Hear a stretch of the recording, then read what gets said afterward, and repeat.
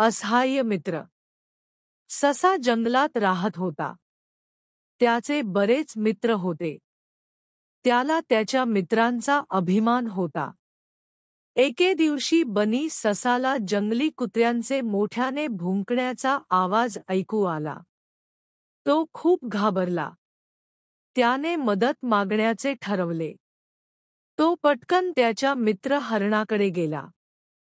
तो म्हणाला, प्रिय मित्रा, काही जंगली कुत्रे माझा पाठलाग करत आहेत. तू तुझ्या तीक्ष्ण शिंगांनी त्यांना हाकलून लावू शकतोस का? हरीण म्हणाला, बरोबर आहे, मी करू शकतो. पण आता मी व्यस्त आहे. तू अस्वलाची मदत का घेत नाहीस? ससा अस्वलाकडे धावला. माझ्या प्रिय मित्रा, तू खूप बलवान आहेस. कृपया मला मदत कर. काही जंगली कुत्रे माझ्या मागे लागले आहेत. कृपया त्यांना हाकलून लावा, त्याने अस्वलाला विनंती केली. अस्वलाने उत्तर दिले, मला माफ करा. मी भुकेला आणि थकलो आहे.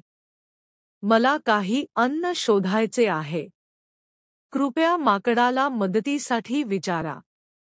बिचारा ससा माकड, हत्ती, बकरी आणि त्याच्या इतर सर्व मित्रांकडे गेला. बनीला वाईट वाटले की कोणीही त्याला मदत करायला तयार नव्हते. त्याला समजले की त्याला स्वतःहून बाहेर पडण्याचा मार्ग शोधावा लागेल. तो एका झुडुपाखाली लपला. तो खूप शांत झोपला. जंगली कुत्र्यांना ससा सापडला नाही. ते इतर प्राण्यांचा पाठलाग करू लागले. ससा शिकला की त्याला त्याच्या मदतीला जाता स्वतः जगायला शिकावे लागेल. त्याच्या मदतीला जाणाऱ्या मित्रांवर अवलंबून राहता. नैतिक इतरांवर अवलंबून राहण्यापेक्षा स्वतःवर अवलंबून राहणे चांगले.